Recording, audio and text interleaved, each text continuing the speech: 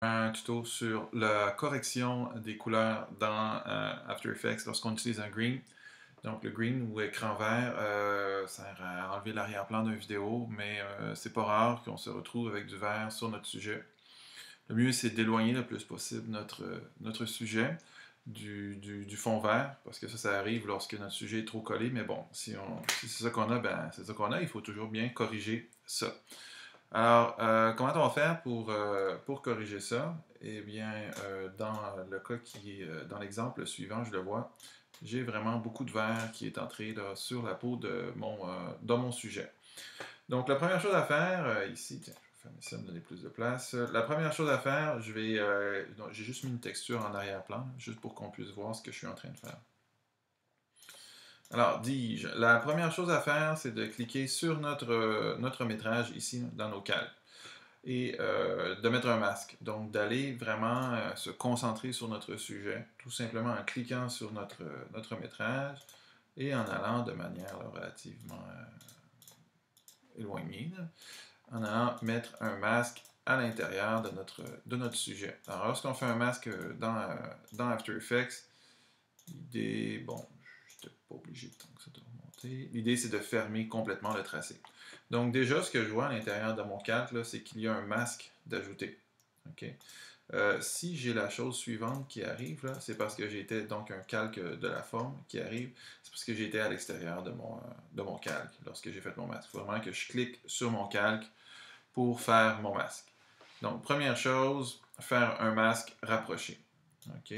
Tester qu'on n'a rien qui dépasse. Oups, tu vois là par exemple ici, j'ai un petit peu fait trop dépasser.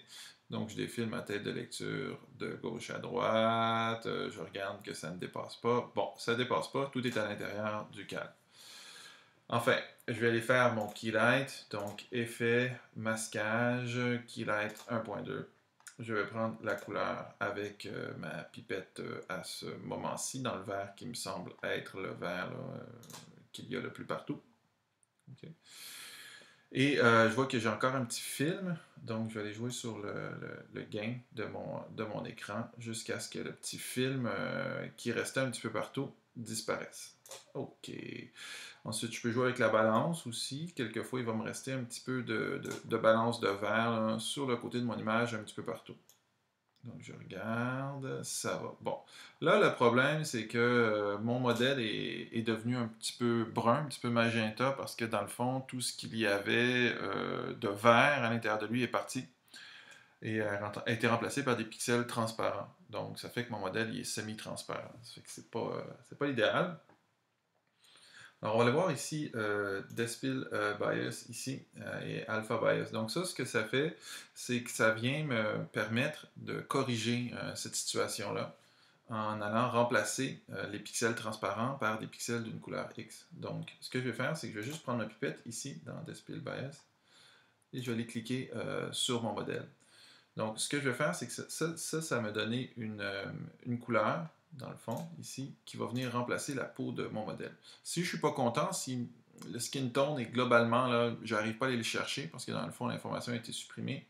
Donc, ce que je peux toujours faire, c'est d'aller cliquer 2 fois sur la couleur de remplacement et de mettre une couleur de remplacement qui me semble être celle là, de la peau de mon modèle, ou enfin celle que je souhaiterais que mon modèle ait plus. Là. Donc, admettons que j'y vais avec du...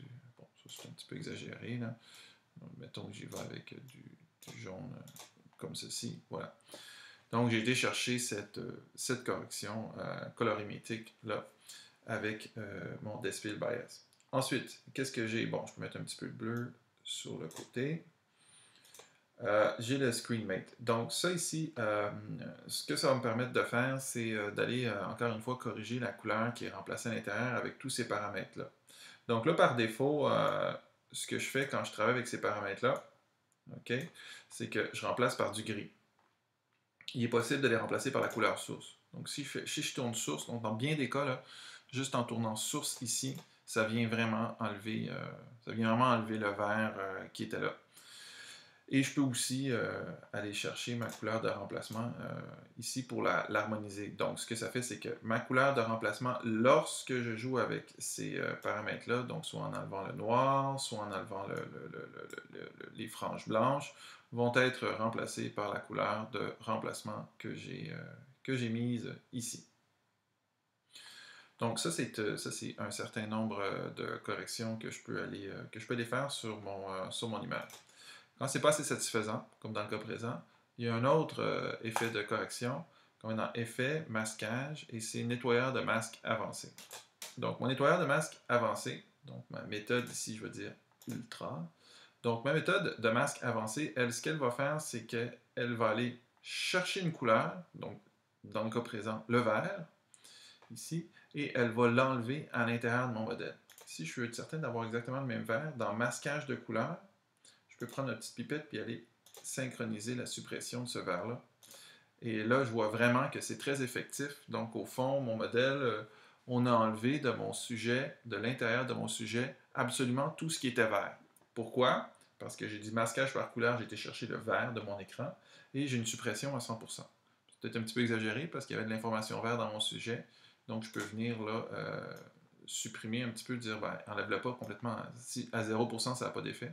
Donc, peut-être d'aller régler mes paramètres pour dire, n'enlève que 50 ou 60% des pixels verts là, qui étaient présents dans mon sujet.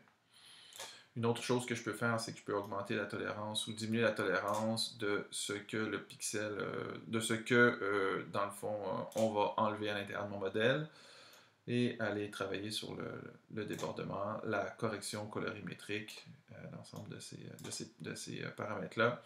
Et enfin, je pourrais toujours aussi faire une petite correction de luminance et désaturer mon truc un peu pour que ce soit un petit peu plus plaisant à l'œil. Donc ça, c'est vraiment les corrections classiques au niveau de mon sujet. Donc si je clique à l'extérieur, mon masque disparaît. Et voilà, et j'ai mon sujet qui bouge et j'ai vraiment là, enlevé, il n'est plus rendu jaune, là. Il n'est plus rendu vert. Une dernière petite correction. Je clique toujours sur mon masque, je vais dans les effets, correction colorimétrique. Et là, ce que je pourrais faire dans les corrections colorimétriques, ce serait de faire une petite courbe. Il y a plusieurs autres effets qu'on peut aller travailler. Mais enfin, je peux travailler sur mes courbes, soit en RVB, okay, de la même manière qu'à l'intérieur de Photoshop, et ajuster la couleur globale de mon modèle, ou encore de me concentrer vraiment sur le canal vert et d'aller supprimer ou abaisser l'information verte qu'il y avait dans mon modèle. Donc, ce que ça fait, c'est qu'évidemment, ça vient enlever les pixels verts et ça les rebalance avec les canaux rouges et bleus. Donc, voici, c'était ça pour corriger un métrage là, qui serait vraiment trop vert. Et après, bien évidemment, de retravailler dans chacune de ces paramètres-là une fois que nous avons terminé.